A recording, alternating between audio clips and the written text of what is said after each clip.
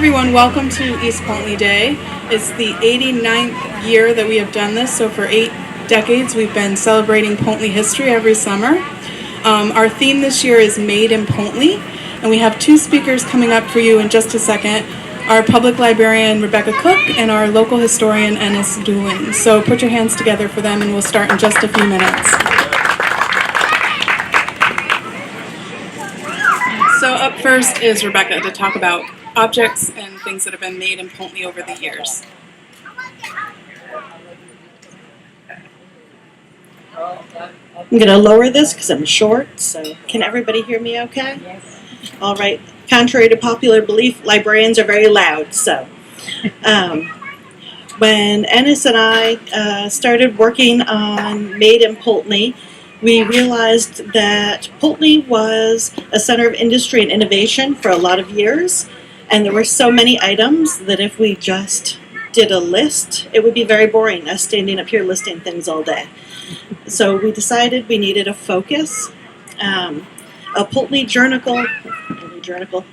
article, Pertinent Points Pertaining to Poultney, from February 24th, 1922, stated that there was a local business that had a male payroll of approximately $100,000 a year, and they bragged that Poultney also could employ 150 girls.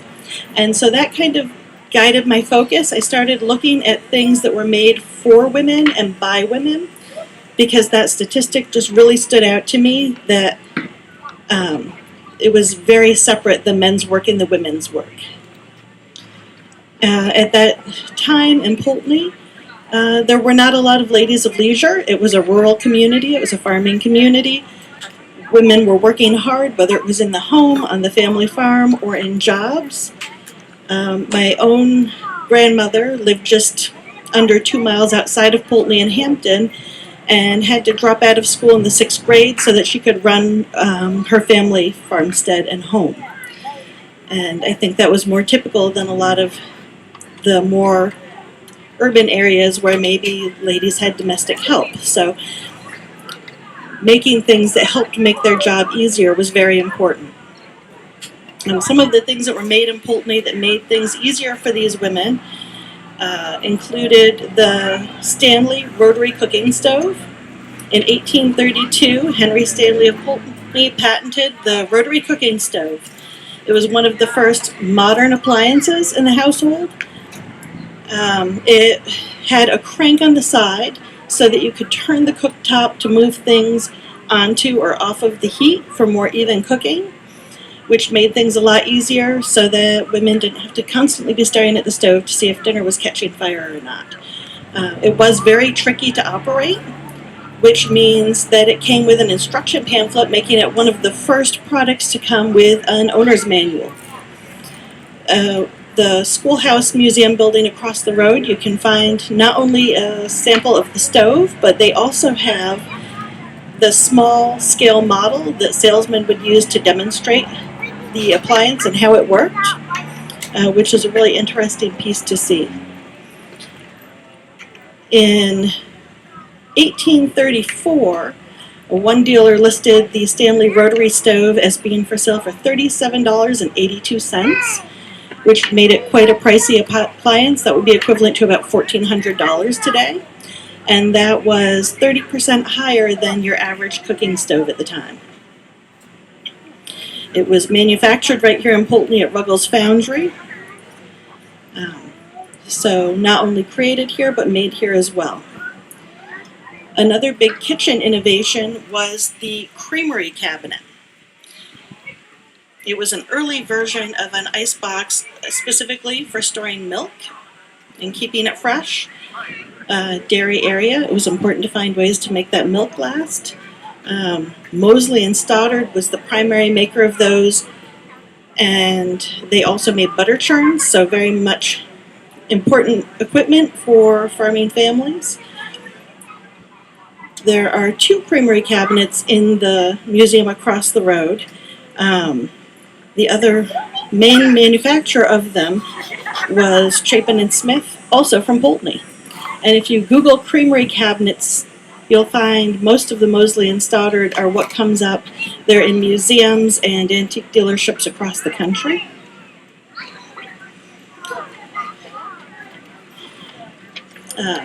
Because keeping dairy fresh was such a big concern for households, an alternative to the creamery cabinet was also condensed milk. Nowadays, if you're buying condensed milk in the store, you're probably making a really rich dessert or homemade caramel.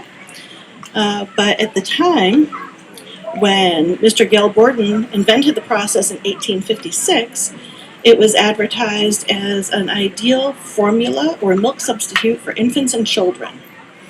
If you think of some of the things you make with sweetened condensed milk, those kids were on an awful lot of sugar.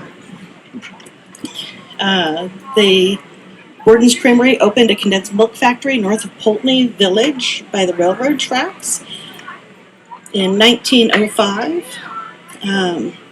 And it was a going concern for quite a while, with large amounts of milk being shipped out of Poultney on the railroad. Something else that was made here that was theoretically primarily used by women, at least in my opinion, is, of course, the melodeons. Anybody that's visited our museums is very familiar with melodeons. We have the melodeon factory full of many samples of these musical instruments. They were primarily purchased by middle-class families because they were much more affordable than a piano. My theory is that a lot of that is the keys, as opposed to an instrument with strings and ivory keys. They're made with wooden keys and reeds, which would make them more affordable to manufacture and lighter to ship. When I visited the museum and looking at the melodeons, it seemed to me that they almost surely must have been played by the women of the household, because if you look at the pedals, they're very narrow and very close together. So, seems to me designed for women's smaller feet. In other parts of New England, women and girls were entering the workforce in water-powered textile mills in the mid-19th century. That didn't really happen here as much until the early 20th century with the coming of electricity. But Poultney was very active in trying to find manufacturing opportunities to come into our town.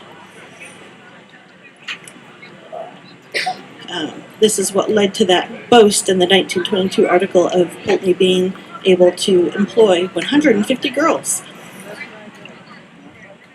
On August 31st, 1906, the Poultney Journal reported that town leaders had met and pledged to contribute $4,000 to purchase property and erect a factory on the condition that Manhattan Shirt Company would locate in Poultney.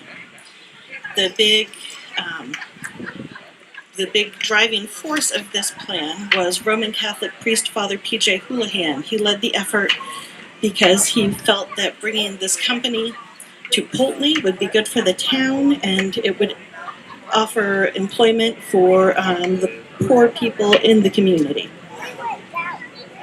He also indicated that at the time of the meeting he had a list of 50 girls who had expressed interest in working in the factory given the opportunity.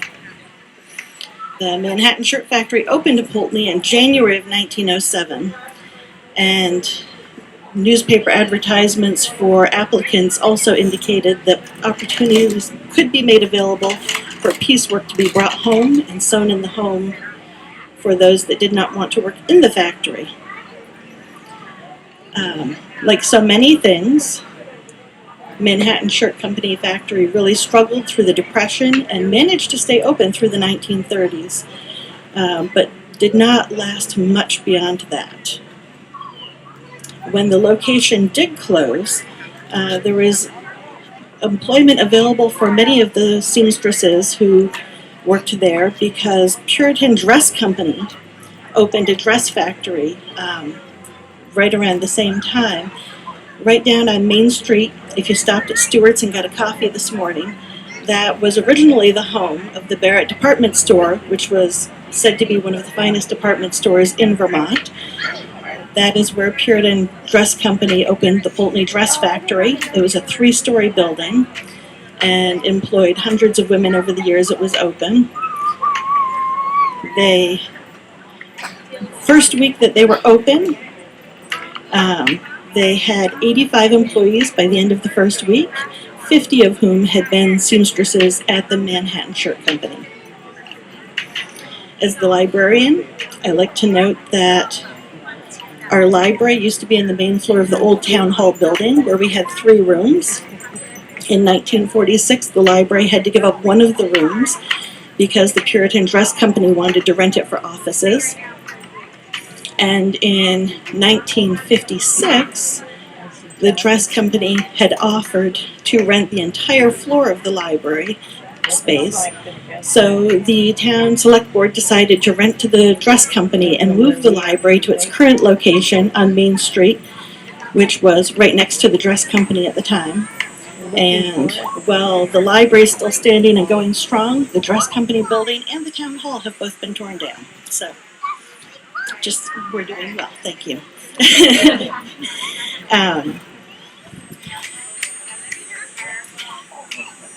The dress factory closed in the mid-70s, and it led to, once again, the female manufacturing workforce looking for more jobs. We did have the J-Mar Toy Piano Company, which employed both men and women. But in the early 1970s, there was a development group in Poultney that was actively trying to bring in industry. They, in fact, purchased a plot of land on Beaman Street, which is Route 30 going out of town, where they were going to put an industrial park. The problem being, at the time they purchased the land, they had no industries to go there. So they joined a very competitive process to try and get Sta-Co Incorporated to come into Poultney. This was the nation's 3rd largest supplier of clinical thermometers, and Vermont had many towns competing to get this business to join their community. Poultney ended up getting the company to move here. In 1971, they took up office space on Main Street to start planning for the factory, which was to be built the following spring. And there was great excitement in the Rutland Herald article about this because of 2 key features. One, that thermometer manufacturing is an extremely clean process that would produce no air or water pollution. And 2, that because they were going to hire a female workforce, it would not draw new families into the community to overburden our school system. They would just hire women that were already here in town. At the time, overburdening the school system was a big concern, which is such a change from Vermont today, when half-empty schools are kind of the norm, and there's concern of how to keep all of these schools in these small towns going. Clean manufacturing also turned out not to be exactly the case with the Sta-Co company. While they were using what was cutting-edge information and technology at the time, unfortunately, there was much mercury pollution going on. The employees not only were being exposed to mercury, but they were bringing it home on their hair, on their skin, on their clothes, to their families. In the spring of 1984, the plant, which had employed more than 100 people, was closed by the Vermont Health Department so that they could run tests on the children of the workers. Children were showing elevated mercury levels in their urine, and the health department actually had a whole day of testing on the Green Mountain College campus to check for neurological issues in the children based on mercury exposure.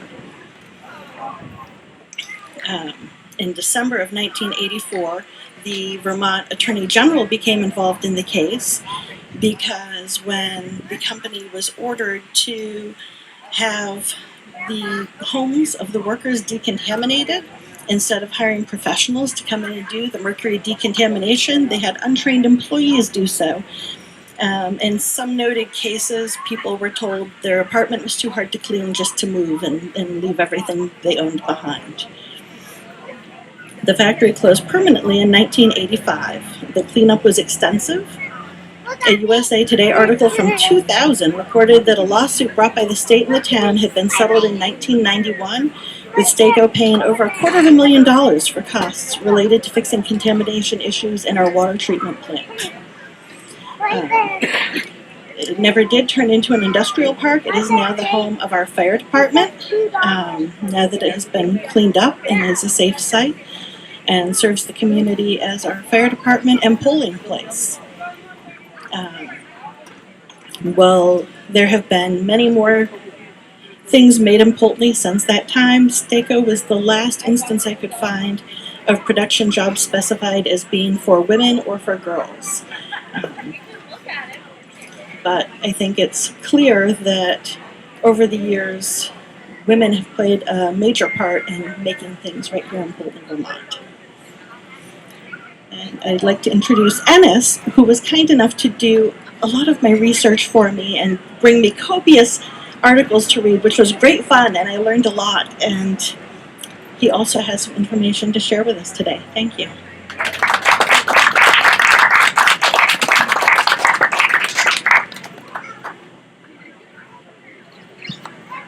Can you hear me?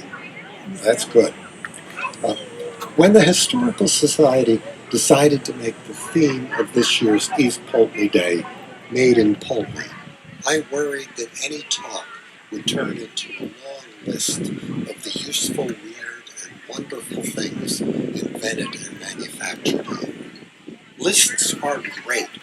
We could start with the invention of the vibrating shearing machine, the spring-toothed horse rake, the Stanley rotary stove, which Rebecca mentioned, techniques for manufacturing candlesticks. We could progress through the Ruggles gang sawing machine and the Gray Foundry carborundum machine. I have no idea what that is. But I like telling stories, and my topic today is actually fire and ice. Poultney and most small towns were shaped by devastating fires. Most of our industries were burned at one point or another. 1878 may have been the worst year for fires in Poultney. At the end of the year, the Poultney Journal counted 13 significant fires. Several buildings on Main Street burned in January. Losses included the millinery shop owned by Mrs. Sinclair and Mrs. Skinner. Hat making was a business always owned by the ladies in Poultney. The main building at TCA, Detroit Conference Academy, caught fire and was luckily saved. It burned completely in 1908. The cheese factory in East Poultney burned. The steam sawmill owned by Ripley and Stanley burned. In a couple months, that sawmill was back in business with the 50-horsepower steam engine. Ripley Lumber was one of the great Poultney businesses. It was a lumber yard and a manufacturer of doors, windows, and wood trim. And as a building contractor, Ripley built many of the houses and impressive buildings in Poultney, including the Humphrey Block, that's the Journal Press building, the Old Town Hall, and St. Raphael's Roman Catholic Church. Ripley Lumber Company burned 3 more times. In the same 1878 fire that destroyed the lumber yard, a nearby cheese box factory was also lost. You see, we did not have a fire company with equipment and training. At one point, the Granville Sentinel made fun of Poultney. It is really amusing to see a genuine Poultney fire. To mark the bustle and confusion, see each person assume the character of a generalissimo and issue his commands while at the same moment someone else is ordering him about. Poultney firefighters shine in dropping buckets from the roof upon the heads of those below. It is grand and picturesque to see a man on the ridge of a roof with a bucket in one hand and bread and butter in the other.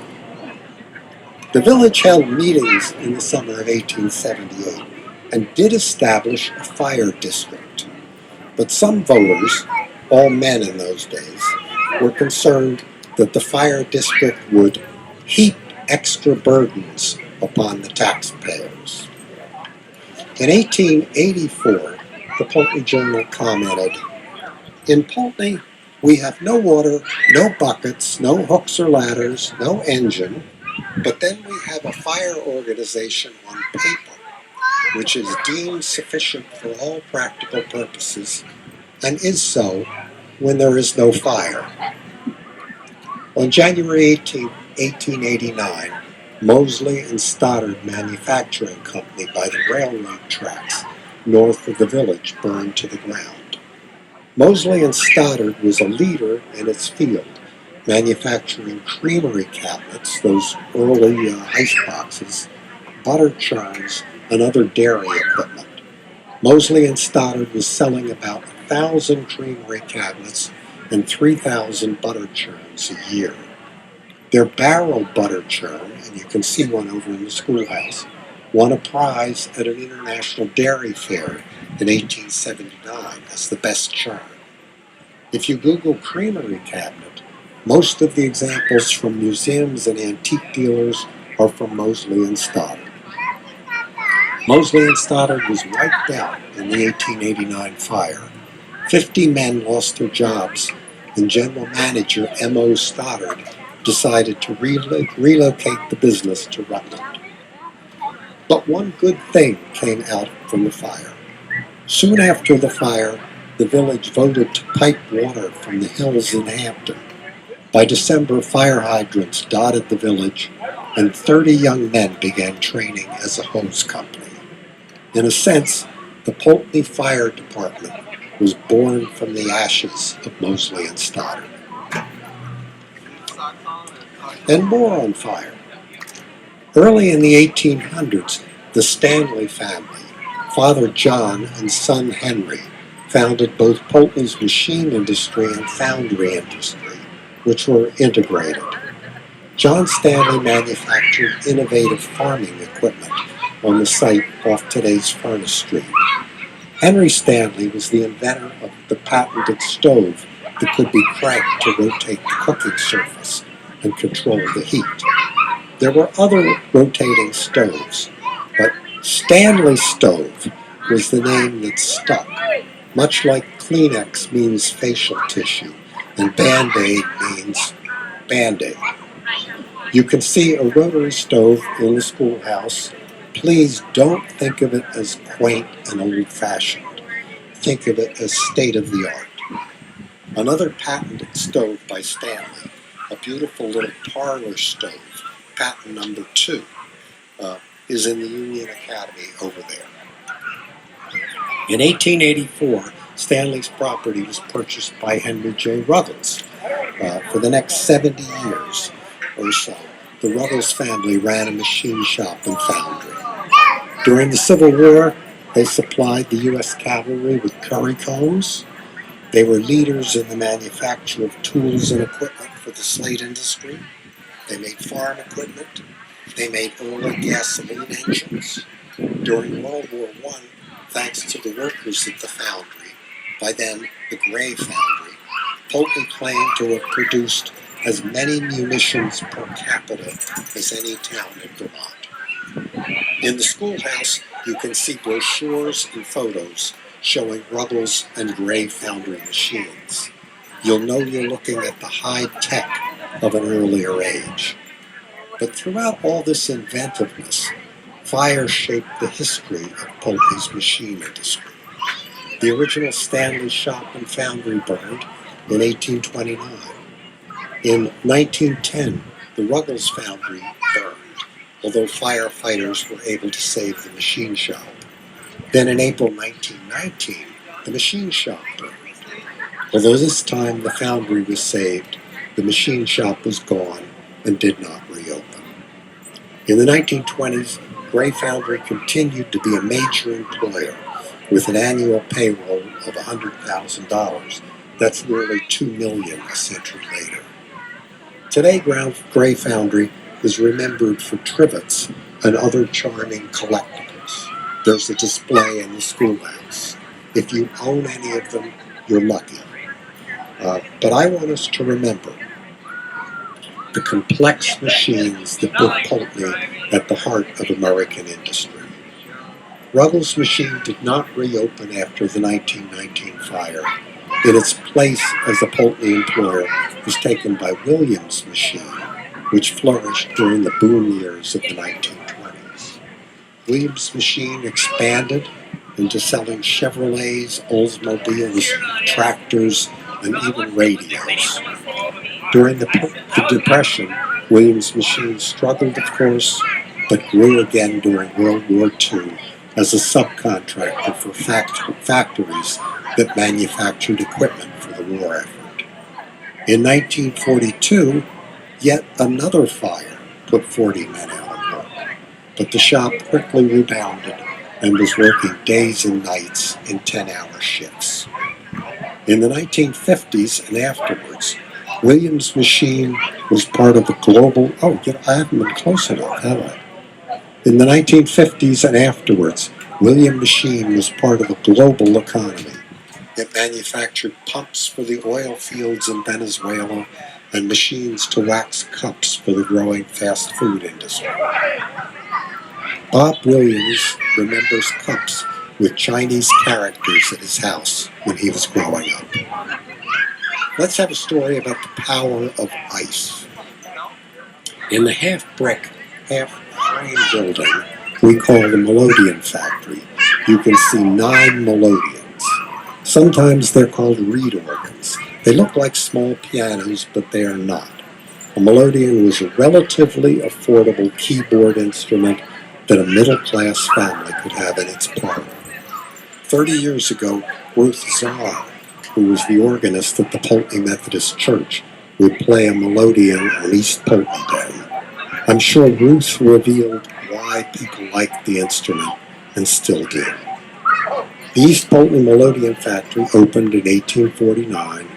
The company owned a mill by the river where parts were cut and the cases were built. The finishing work was completed in that building.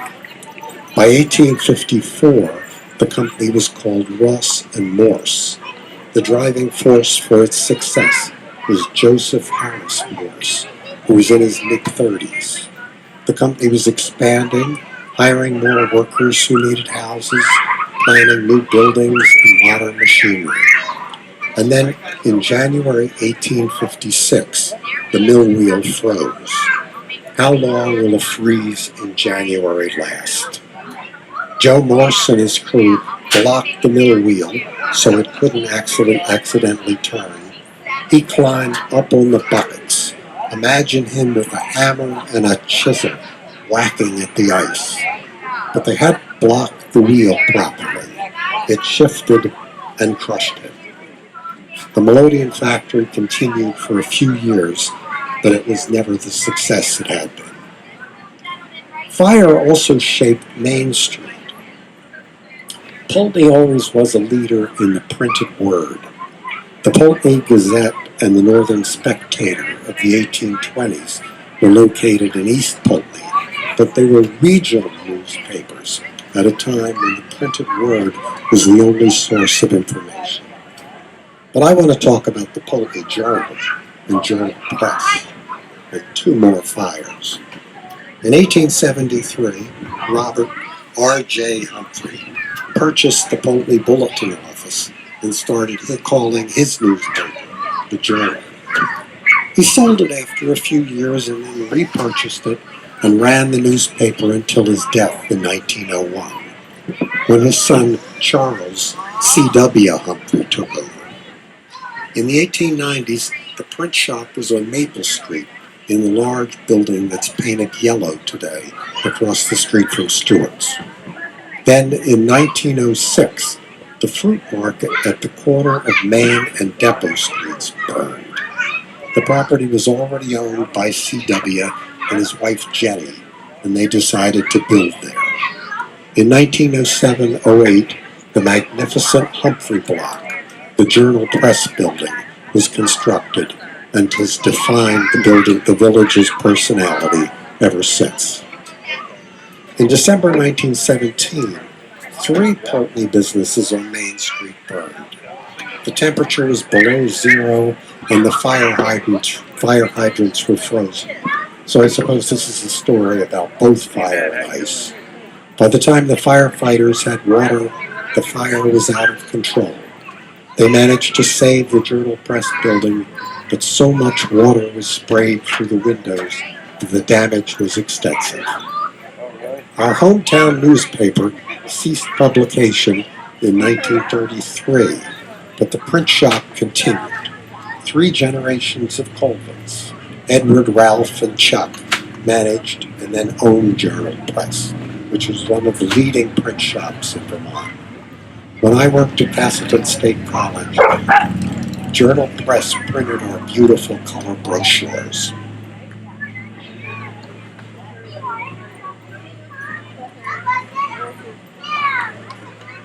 And one last story about ice. In 1905, the Borden Company opened a condensed milk factory by the railroad tracks north of the village. If you visit the schoolhouse across the road, you'll see Milt's Poultney, the model train layout representing Poultney in the 1920s that Milt McWithy built. Look for the Borden building. It's large and painted a clean milk white. Today, condensed milk is still an ingredient in a few recipes, but for about 60 years, it was an important product. Gale Borden, that's a man's name, invented the process in 1856. In an era before refrigerations, canned condensed milk preserved milk and ensured that it was safe to drink. Condensed milk supplied to the Union Army played a small part in winning the Civil War. Condensed milk was marketed as baby formula. An ad from 1910 reads, "Borden's Eagle brand condensed milk builds strong bone and solid muscle. The test of 3 generations has proved its merit." But people were already looking for fresh food and refrigeration. In 1890, one team of men from Poultney harvested 4,000 tons of ice from Lake St. Catherine. It took a week and 25 teams of horses to haul it to the village. In 1905, the Meadowy Coal and Ice Company had 50 men at a time cutting ice in St. Catherine. But even that was changing. By the 1910s, most cities had ice plants, and manufactured ice had surpassed ice hauled from lakes and ponds. This was the era of ice boxes and the Iceman. By the late 1920s, electric refrigerators were being sold. They were expensive, but the price was to come down. All that meant that condensed milk was no longer necessary. In the 1920s, Borden shipped bottled milk from Poultney. Borden sold the factory in 1929. But even this story ends in fire. In the 1970s, the old Borden building was used as a warehouse by Poultney's Fairhaven Specialty Corporation to store J-Mar toy pianos, which were manufactured in the former Manhattan Shirt Factory building. You can see a J-Mar piano in the schoolhouse. In 1975, that warehouse burned to the ground. The cardboard boxes holding the toy pianos fed the fire. I want to end with one more story that has nothing to do with destruction, fire, and ice, and is all about ingenuity. Dewey and Dewey of East Poultney began manufacturing carriages, wagons, and sleighs. A Dewey manufactured sleigh is on display in the loading factory. There is also a wooden tricycle, a small play carriage for kids, and a kid-sized sleigh. In the 1880s, at the request of Judson Lewis, U.S. Consul to Sierra Leone in West Africa, who was born in Poultney, Dewey and Dewey manufactured African carts or sedan chairs for one rider. It's kind of a push cart. The owner of the cart would sit in the front and somebody would push him along. By 1882, 9 chairs had been exported to Sierra Leone, and 6 more had been ordered. Some models came with a rain top and a headlamp. Judson Lewis told the U.S. State Department, "The chairs are pronounced the finest chairs ever brought to this place." As the popularity of Lake St. Catherine grew in the 1880s, Dewey and Dewey built rowboats and then several steamboats for commercial use. The Myra Morrow and the Gracie F. Underwood, launched at today's State Park in 1885, sailed on Lake St. Catherine. I would like to know how they got them there. Because we have pictures in the schoolhouse. We have pictures over there of a steamboat in front of a barn, obviously in East Poultney, and it's complete. So somehow they moved it by horsepower to the lakes. If you were staying at one grand hotel, you could board a steamboat, lunch at another hotel, and then make a return trip. The largest steamboat was the Arthur B. Cook, which carried up to 200 people on Lake Bomazeen. It cruised the lake at a speed of 10 to 12 miles an hour, stopping at all the grand hotels.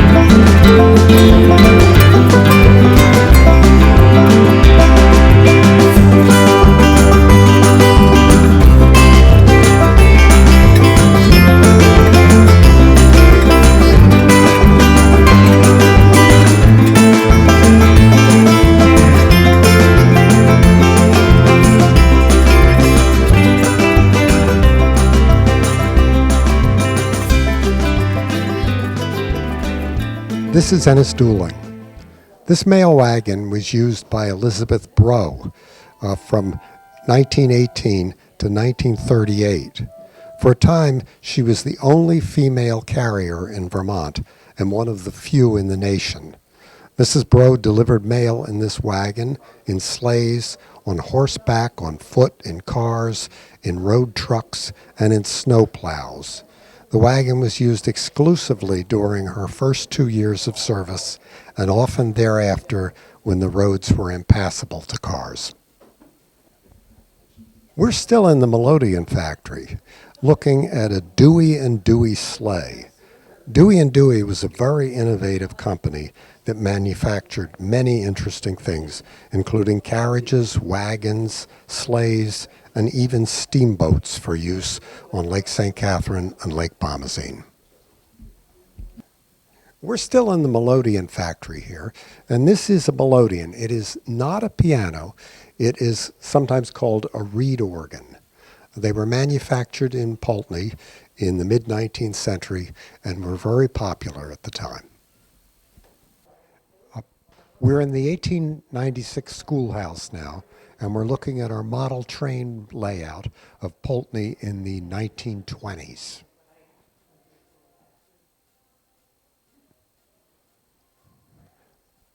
Made in Poultney is our theme for the year, and we've got everything from Indian artifacts, Native American artifacts, to the work of our foundries and machine shops. You're looking now at a butter churn, a barrel butter churn made by a company called Mosley and Stoddard.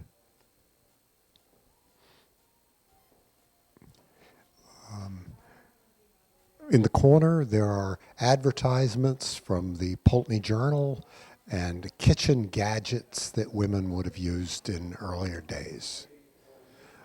There's a toy piano there, made in Poultney, a Jamar piano, and a rotary stove, a Stanley rotary stove. The heating surface would turn around so that you could equalize the heat. And finally, that wooden cabinet is called a creamery cabinet, and it was an early ice box, also made in Poultney.